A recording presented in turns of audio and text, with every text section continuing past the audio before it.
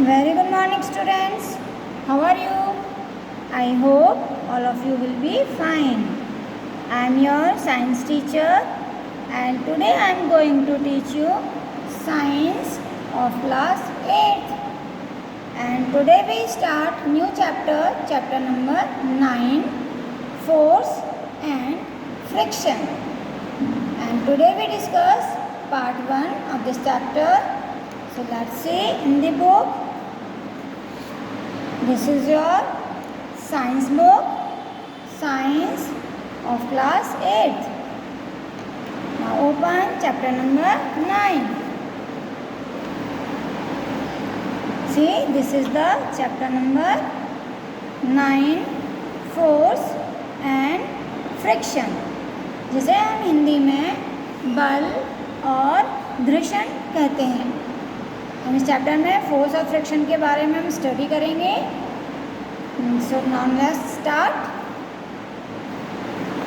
You have already learn how objects move and about things which support motion. देखो, हम अपने चारों तरफ देखते हैं कि जो ऑब्जेक्ट्स हैं वो किस तरह से मूव करते हैं और उन्हें कौन सी चीज़ मूव करने के लिए उन्हें सपोर्ट करती है।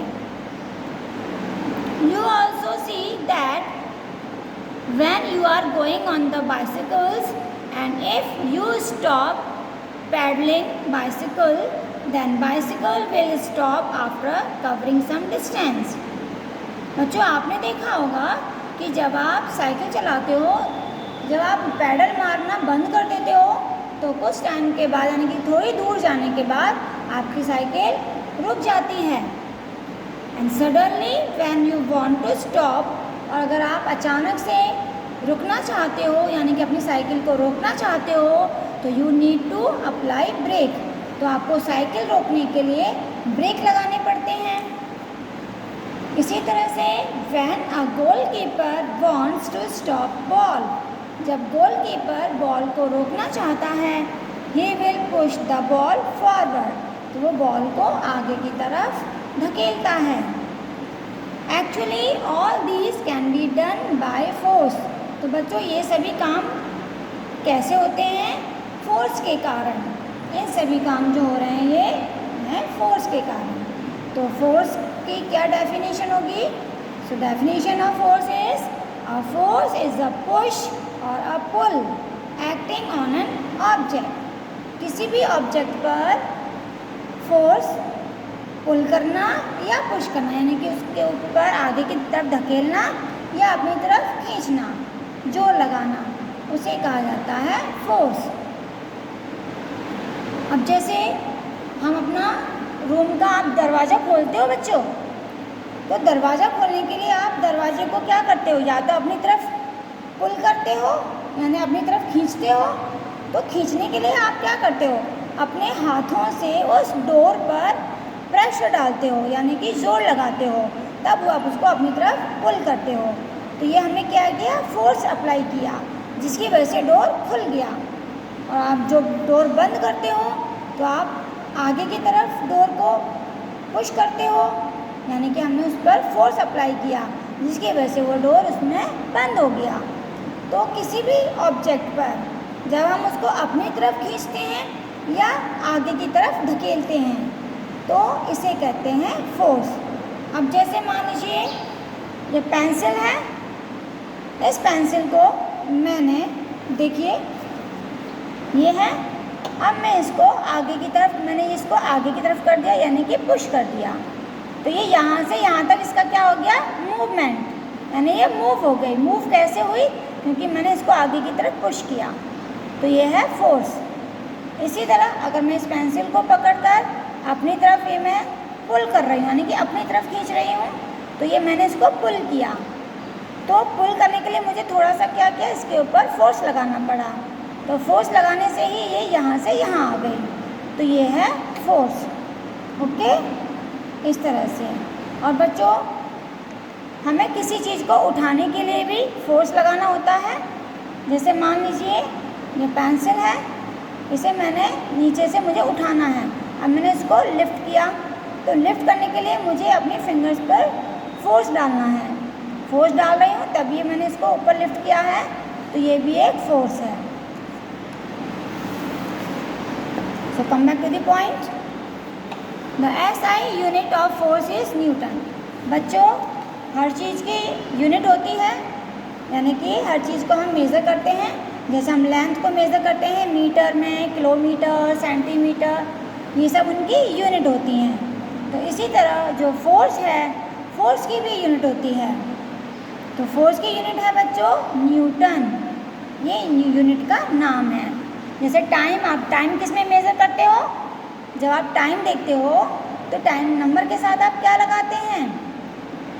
आवर, मिनट, सेकंड, आप ऐसे ही तो टाइम मेज़र करते हो कि 2 आवर्स हो गए या 10 मिनट्स हो गई या 15 सेकंड हो गई। तो इस तरह ये है उन टाइम की यूनिट। इसी से अगर आप किसी का वेट करते हो तो आप कहते हो 2 kg या 500 ग्राम, तो ये वेट की यूनिट है। तो इसी तरह बच्चों फोर्स की यूनिट होती हैं। तो फोर्स की यूनिट क्या है? न्यूटन। ये आपको याद रखना है फोर्स, क्योंकि ये क्वेश्चन आता है SI यूनिट ऑफ फोर्स। तो फोर्स की SI यूनिट है newton. And there are some activities given below related to the force. देखो फोर्स से रिलेटेड यहाँ पे कुछ एक्टिविटी आपको पिक्चर्स में दिखाई गई है। जैसे कि देखिए ये है, ये बॉल को किक मार रहा है। तो जब हम लेग से बॉल को किक मारेंगे तो क्या करेंगे? थोड़ा ज़ोर लगाएंगे, तो ये इस पर फोर्स लगा रहा है। इसी तरह से देखो ये हिट कर रहा है इस तरह से, तो ये भी फोर्स लगा रहा है। बच्चा है, बच्चा आगे की तरफ आ रहा है, तो ये भी क्या कर रहा है?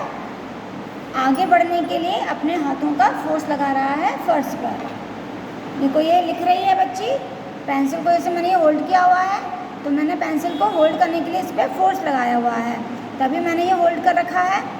तो इस तरह से, तो ये भी हमारा क्या है? फोर्स है। बच्चे को इन्होंने लिफ्ट कर रखा है, यानी कि ऐसे उठा रखा है। जैसे मैंने ये पेंसिल को उठा रखा है, इन्होंने बेबी को उठा रखा है, तो ये सभी फोर्सेस के एग्जाम्पल हैं।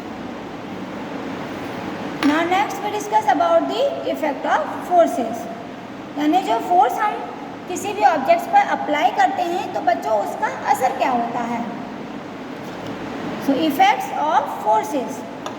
सबसे पहले जब हम किसी भी ऑब्जेक्ट्स पर फोर्स अप्लाई करते हैं तो उसका जो मोशन है वो चेंज होता है, यानी कि उसका जो मूव करने का जो डायरेक्शन है वो चेंज होता है। यानी a force can change the state of motion, यानी कि उसकी speed. If a body is in rest, अगर कोई चीज़ रेस्ट में यानी कि बिल्कुल रखी हुई है, उसके अंदर कोई भी मूवमेंट नहीं हो रहा है, कोई हलचल नहीं हो रही है, तो it will start to move and applying force. तो जैसे ही हम उस पर फोर्स अप्लाई करेंगे वो मूव करना शुरू कर देगी। A stationary ball can be made to move by giving it a small push. जैसे बॉल है, मान लीजिए बॉल को हमने एक जगह रखा हुआ है, वो बिल्कुल रुकी हुई है, ज़रा सा भी हमने उसको पुश किया वो मूव करना शुरू कर देगी। इसी तरह से if a body is in motion, अगर कोई चीज़ चल रही है यानी पहले से ही वो मूवमेंट में है, तो it can be stopped by applying force on it. तो उसको रोकने के लिए भी हमें उसके ऊपर फोर्स अप्लाई करना होगा। A moving cycle can be stopped by applying brakes. जिस तरह से आप चलती हुई साइकिल को रोकने के लिए ब्रेक लगाते हैं, इसी तरह a moving ball can be stopped by applying force against the direction of motion. तो इसी तरह बच्चों चलती हुई बॉल को रोकने के लिए हम उसके डायरेक्शन के अपोजिट डायरेक्शन में, कि जिस तरफ बॉल जा रही है उसके अपोजिट डायरेक्शन में उसके ऊपर हम फोर्स लगाते हैं, तो उसका जो है स्पीड वो रुक जाती है वहाँ पर। जैसे देखिए ये है, ये इससे बॉल को ऊपर कर रही है तो इसने मूवमेंट हो रहा है। ये बाइसिकल है, अगर इन्हें रोकना है तो ये ब्रेक लगा देंगे। अब ये कार को आगे की तरफ पुश कर रहे हैं तो ये क्या हो रहा है, इनके ऊपर फोर्स लगा हुआ है। अब ये देखो बॉल को पकड़ना है, तो जैसे ही ये बॉल को अपने हाथों में लेंगे तो थोड़ा सा फोर्स डालेंगे जिससे कि वो कहीं आगे ना जाए और वो उसके हाथ में आकर रुक जाएगी। तो इसी तरह से बच्चों जो फोर्स है वो जो मोशन की स्पीड है उसको चेंज कर यानी कि स्पीड को कम कर देती है या हम उसको रोक सकते हैं।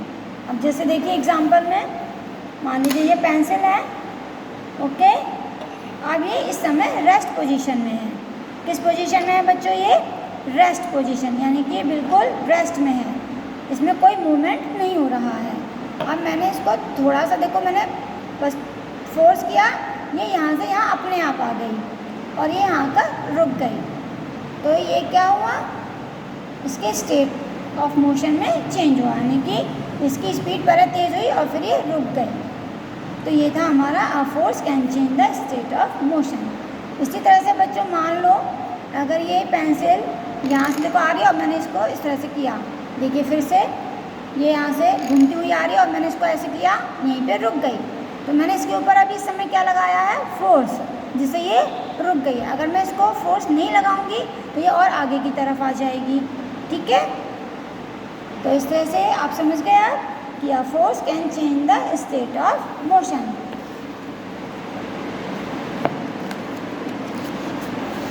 इसी तरह से नेक्स्ट इफेक्ट क्या होता है बच्चों इसका, फोर्स का? A force can change the speed of moving objects, कि जो फोर्स है वो स्पीड भी कम करता है।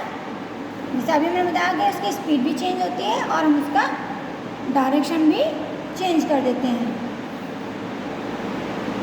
अ फोर्स कैन इंक्रीज और decrease the speed of moving object, हम ऑब्जेक्ट की स्पीड को बढ़ा भी सकते हैं और कम भी कर सकते हैं। If direction of its motion the speed of the object increase, अगर हम फोर्स बच्चों जिस डायरेक्शन में चीज़ मूव कर रही है उसी डायरेक्शन में अगर हम फोर्स लगाते हैं तो उसकी स्पीड बढ़ जाती है, ओके। और अगर कोई चीज़ जिस डायरेक्शन में मूव कर रही है उसके अपोजिट डायरेक्शन में फोर्स लगाते हैं तो उसकी स्पीड कम हो जाती है। If the force is applied in the opposite direction of motion then it decrease the speed of the object. अब जैसे देखिए यहाँ पे ये एग्जांपल है, ये एक बहुत हैवी बॉक्स है। अब एक बच्चा अपना फोर्स इधर देखो ये एरो है यानी कि इस तरफ लगा रहा है और ये बच्चा इस बॉक्स को इधर की तरफ पुश कर रहा है।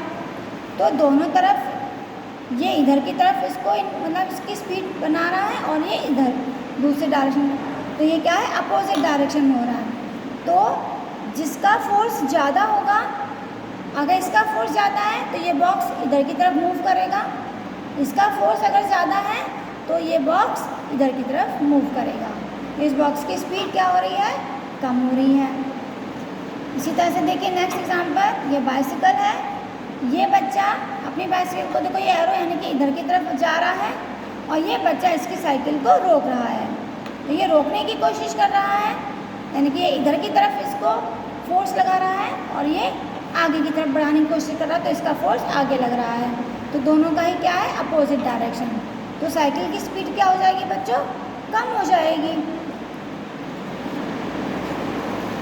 Now next effect is force can change the shape of an object, जो फोर्स है वो ऑब्जेक्ट की शेप को भी चेंज कर देता है। अब शेप चेंज कैसे होती है? देखिए, when your mother takes a piece of dough and then completely changes its shape and size. आपने देखा होगा अपने घरों में मम्मी रोटियां बनाती हैं, सबकी मम्मी रोटियां बनाती हैं। तो रोटी बनाने के लिए बच्चों मम्मी क्या करती हैं? सबसे पहले आटे की छोटी छोटी लोइयां बनाती हैं, छोटी छोटी बॉल्स बनाती हैं। तो बॉल पहले क्या होती है? छोटी होती है। फिर उसको मम्मी रखकर उसको प्रेस करती हैं रोलर से और फिर उसको ऐसे बेलते को ये दिखाया गया है, ऐसे उसको रोल करती हैं। तो जो छोटी सी बॉल थी आटे की वो देखो बड़ी एक चपाती के रूप में चेंज हो गई, यानी उसका शेप भी चेंज हो गया और साइज़ भी चेंज हो गया। तो फोर्स लगाने से शेप और साइज़ दोनों चेंज हो गए। When we pull the rubber band, इसी तरह से बच्चों जब हम एक रबर बैंड को इस तरह से खींचते हैं, देखिए जैसे यहाँ पे आपको दिखाया गया है इस पिक्चर में ये रबर बैंड है, इन्होंने देखो दोनों में इस तरह से रबर बैंड को खींचा हुआ है। तो जब हम रबर बैंड अपनी ओरिजिनल पोजीशन में छोटा होता है, जब हम उसको खींचते हैं तो वो बड़ा हो गया, तो उसका साइज़ क्या हो गया, बड़ा हो गया। When we pull the rubber band, the shape of rubber band changes, तो उसकी शेप चेंज हो गई। And also we can bend iron steel by applying force on it. इसी तरह से बच्चों आयरन लोहे की शीट होती हैं, जैसे ये लोहे की शीट है, अगर ये बहुत पतली है तो हम इसको इजीली मतलब फोर्स लगाकर उसको इस तरह से बैंड कर सकते हैं, मोड़ सकते हैं। जैसे कि मान लीजिए